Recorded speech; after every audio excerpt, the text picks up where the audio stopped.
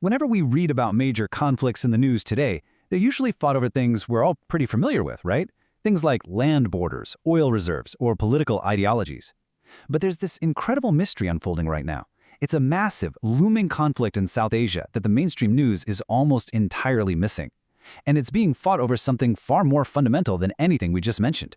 Okay, let's dive into this. Could a river actually trigger the next war? Because unlike traditional borders that are drawn on a map with a pen, this one is carved by water. And the tensions bubbling up in South Asia right now are about something entirely basic and frankly absolutely essential for human survival. Right now, you've got 4 countries inextricably linked to the exact same water supply, and they are rapidly running out of time to agree on who actually controls it. 500 million people. Let that sink in for a second. That is the staggering amount of human lives relying on a single shared river system every single day. We're talking about farmers needing irrigation just to grow their crops, millions of families needing clean drinking water, and entire developing regions relying on hydropower just to keep the lights on. The human stakes here literally couldn't be any higher. Geographically, we're dealing with the massive Ganges-Brahmaputra basin.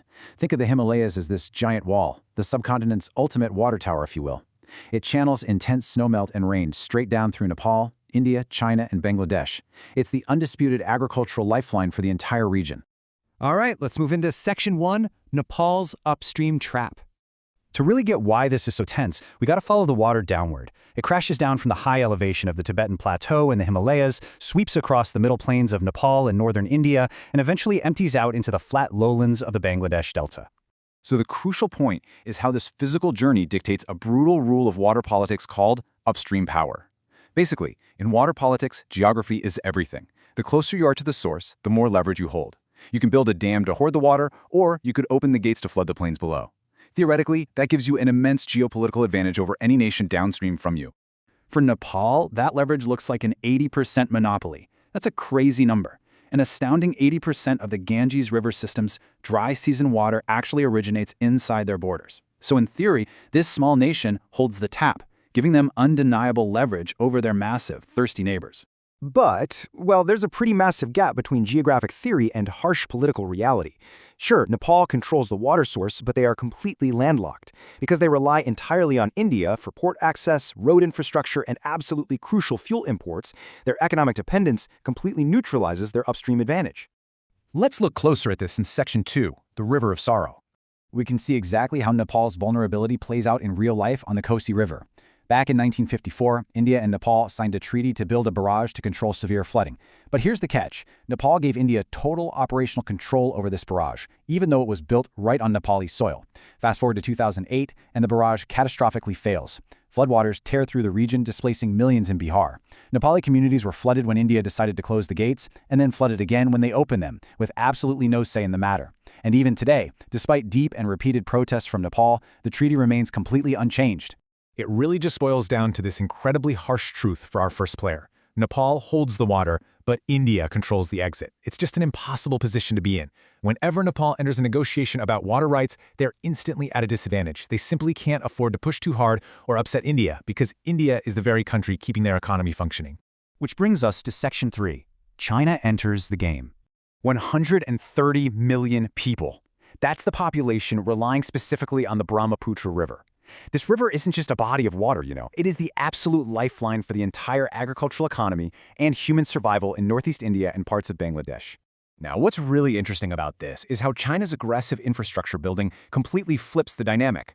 Way up high on the Tibetan Plateau, where the Brahmaputra begins, China is actively building massive dams. There's even the potential for them to construct the world's largest hydropower project right at the Great Bend, where the river drops off the plateau. And the true danger here? China has absolutely no binding water-sharing treaties with India, and they do not share real-time water flow data. Overnight, India is completely flipped from being an upstream powerhouse into a deeply vulnerable downstream player.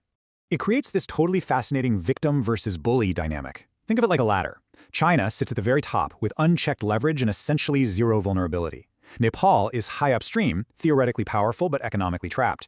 India is stuck squarely in the midstream, dominating Nepal economically but completely at the mercy of China's dams.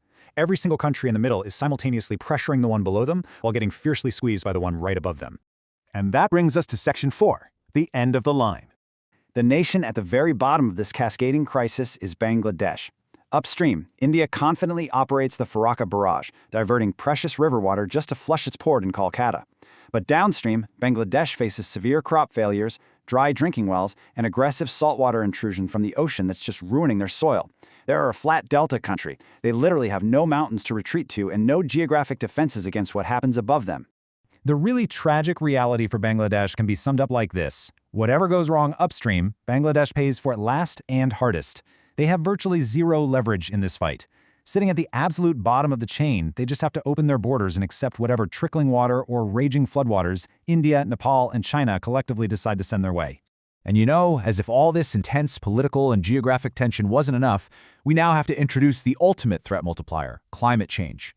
The Himalayan glaciers, the literal frozen source of this entire massive system, are rapidly retreating.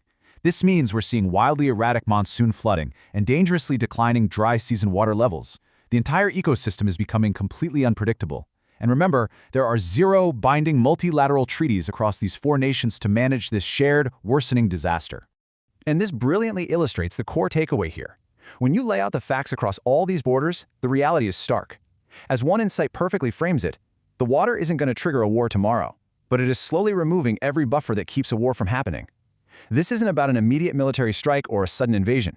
It's about a slow, agonizing erosion of regional stability until something finally snaps under the pressure of a thirsty population. We've seen the geography, we've seen the trapped nations, we've seen the unregulated dam building, and we've seen the tragic position of those at the very end of the line. So I'm going to leave you with this final, frankly chilling question to ponder. When the glaciers vanish and the rivers finally start to run dry, who survives the fallout? Think about that carefully as 500 million people look towards a very uncertain and very thirsty future.